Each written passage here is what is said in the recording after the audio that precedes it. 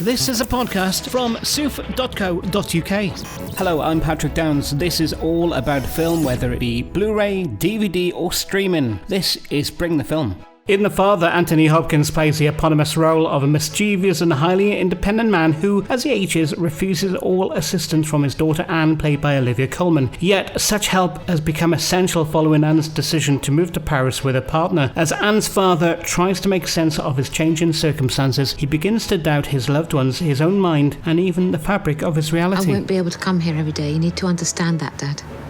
Yeah. So if I understand correctly, you're leaving me.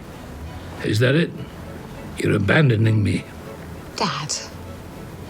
What's going to become of me? Obviously, this is very important to me, otherwise I wouldn't be going.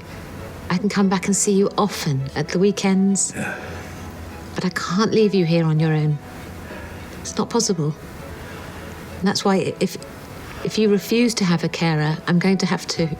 To what? To what? You have to understand, Dad. Anne, you're going to have to what? In his directorial debut, Florian Zeller has this with Anthony Hopkins, Olivia Colman, Rufus Sewell and Imogen Poots. And our film correspondent Hayley Donahue caught up with Anthony and Olivia and asked Anthony about what drew him to the script and what making a film with a painful subject matter is like. Superb script, and of course a very painful subject, but it doesn't take pain to play it. Especially with such a well-written screenplay and played by Florian, and it was Florian's first directorial move, and he's really quite a genius. He's quite remarkable. Very simple, very humble, quiet, and then working with Olivia, easy, really easy. I hear about reactions that it's painful to watch, or it's but you don't think, when you're acting it, you don't think about pain. If you're playing Hamlet, you don't have to think about death all the time. But it's a natural process of acting, and I've been doing it a long time now. It was easy for me because I'm 83. I didn't have no old age acting required from me, no makeup required because I'm old. My back aches, my knees ache. I find it difficult getting out of the chair sometimes, but I keep fit and I keep going, and I've got a lot of energy. So that was easy. I know how to walk like an old man because I'm an old man. I saw the film a few months ago, and I'm standing, I go to my bed and I'm looking and I thought, yeah, that's accurate. That's how an old man moves. No, that's me. Amazing. And Olivia, I really identified with Anne's character. How did you feel portraying that relationship? It's kind of unpredictable, loving, and sometimes kind of nasty at times. And again, what could you draw on to inhabit that headspace? Well, sorry, we keep using the word easy, both of us, but also my job, all I had to do was react to what Tony did, and he made my job easy, because I feel like I've known his face for decades, as long as I can remember when my first sort of, I want to do that, or that's the sort of actor I want to be like, and that was Tony. So suddenly being in a room with him, whose face I adored and loved, and whose, interviews I'd seen, and think, oh, well, watching him, this powerful, beautiful man, confused, my job is done, really. You just have to react to that and watch what he's doing and the beautiful script we had. Yes, I feel a bit fraudulent, actually. So I had a lovely time, I'm afraid, even though it was very tough material, but we were lucky. In his directorial debut, Florian Zeller has this with Anthony Hopkins, Olivia Colman, Rufus Sewell and Imogen Poots. Rufus Sewell plays Paul, and Hayley Donahue asked him about his reaction to the script, knowing that Anthony Hopkins and Olivia Colman were already cast. It was incredible. But before I even read it, I knew it was Anthony Hopkins and I knew it was Olivia Colman, because otherwise you read a thing like that, you think, yeah, but who's playing this? It's unbelievably moving, but also so tastefully written that, I can be moved by stuff that I know is kind of cloying and sentimental at the same time. This was none of those things. This was a perfect script as far as I was concerned, They're very rare to read them and think that you're being offered a part in them, Otherwise it's just too painful. Even before I'd read the script, I had to stop myself from shouting, I'll do it, into the phone. But the process of actually filming it, Anthony Hopkins always been one of my favourite actors. Olivia Colman's obviously amazing. The whole cast, in fact. The process of filming it was one of the most straightforward, easiest, pleasant, fun work experiences I've ever had. We're filming the same place every day. eat in the same place. We'd all sit and listen to stories or tell stories, and the actor would all sit together and we'd just sit and make each other laugh and be silly and occasionally stop and do the scene. And the illusion of it feeling like I was in the right room, because if I'd thought too much about it, luckily when you're working with the right kind of people, you're not able to continue to be impressed because they won't let you be. And that's often my experience of working with great actors who are also great people, is that you have to rebuild your hero projection afterwards, in retrospect, because you can't project onto this person because they're too normal. And the scenes were remarkably easy in that way. And then you see the film, and at the end of the job, I was like, that was Anthony Hopkins. That really nice guy who I hung out with, who I felt was like, working with on a kind of equal basis, fool that I am, which is the only way to work, I think. And then, of course, you see the film and just think, God, I'm a lucky boy. Absolutely. And I was actually going to ask you, because there's so many emotional scenes in what feels like quite a small set space. So did you kind of get together or to lift the mood? Did you get to go out together or do anything to sort of lift that mood, or was the mood just already lifted? We didn't need to lift the mood. The mood itself was very light, very easy, a lot of jokes, a lot of silliness, a lot of mucking around. And that's always the way, that's one of the delights, is the way I've always liked to work, is to keep myself relaxed. Obviously, if you're doing it, you don't want to distract anyone from their work or whatever, but I don't think, in my experience, anything is helped by unpleasantness or heaviness or whatever, And it just seemed that naturally, Olivia seems very much the same way. It was just a naturally very pleasant, fun and easy. Once we were in the scenes, we were in the scenes. And everyone worked their own private way. If an atmosphere suddenly became quiet in preparation for something, then you respected that.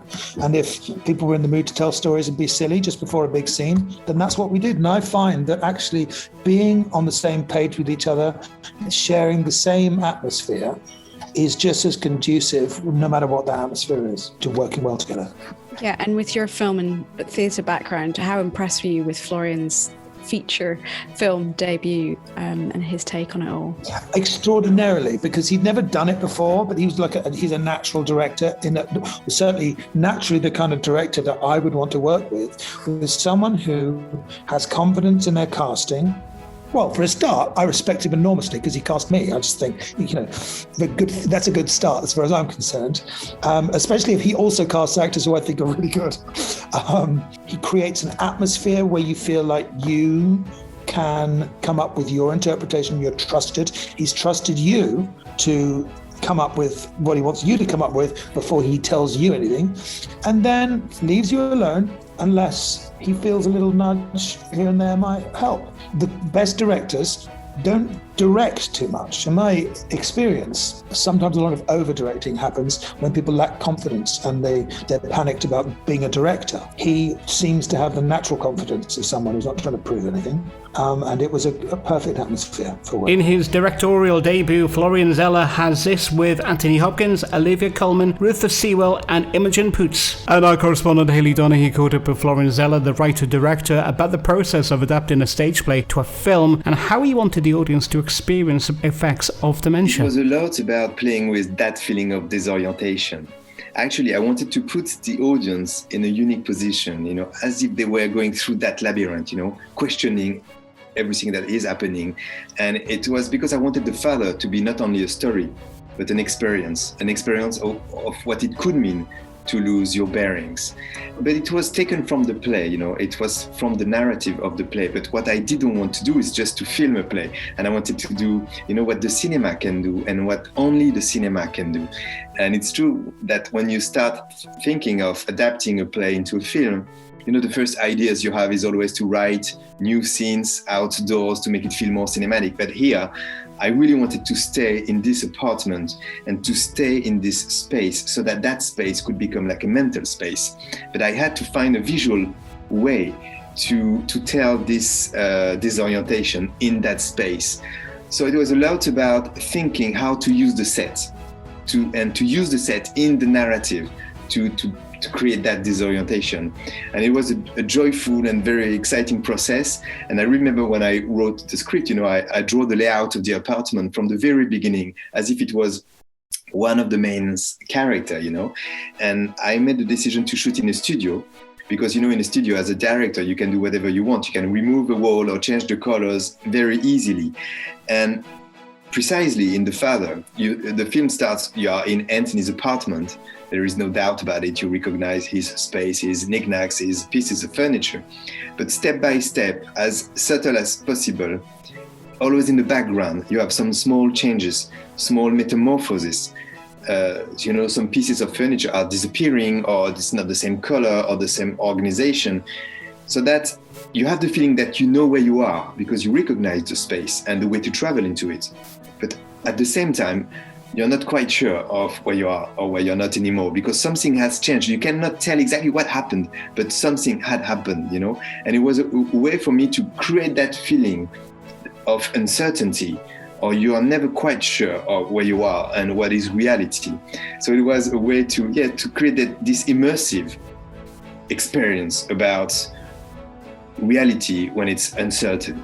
You absolutely did that. And also your music, Ludovico Einaudi, one of my favorites. That intensifies everything as well. What did you want from the music and why did you choose him? Ludovico Einaudi, I think, is the greatest composer. And my idea is that set was like a labyrinth. That's why we use so many corridors and doors, and also you have sometimes the same frames that are coming back so that it creates this feeling of déjà vu. And so I was talking with Ludovico Einaudi and I gave him the idea of what I was looking for. And I told him that I was looking for something like a golden thread, in that labyrinth. And this image turned into a sound, which was like a violin, just one string, very almost nothing. And it's something that could be broken anytime. And this is how it appeared, this very simple way of following that sound into that labyrinth. Wow. And what would awards recognition mean to you for this film? The truth or not the truth? Always the truth. Now it means a lot. I would say, especially in these crazy times. It's not an easy year to release a film, especially a first film, because it's the sum of so many dreams and so much work. When you have this recognition, it means a lot. It's a pure joy. I was making a cup of tea in the kitchen. I was alone in the flat and suddenly I heard a noise like came in here, and there was your husband. Who? Your husband. What husband? Well, yours, my dear, not mine. James? Your husband. I'm not married, Dad. I'm sorry. I got divorced more than 5 years ago. You remember? Well then, who is he? Well, who?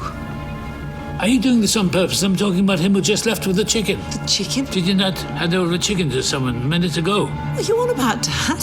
Did you not hand over a chicken to someone? A chicken! What chicken? What are you talking about, Dad? Nominated for 4 Oscars, winning 2, starring Anthony Hopkins, it's The Father. And with that, thanks for checking me out on the Bring the Film podcast today. I'm Patrick Downs, and you can keep in touch across Twitter at I'm Patrick Downs, also on Instagram or facebook.com/officialpoptart. And there's also the website soof.co.uk. This is a podcast from soof.co.uk.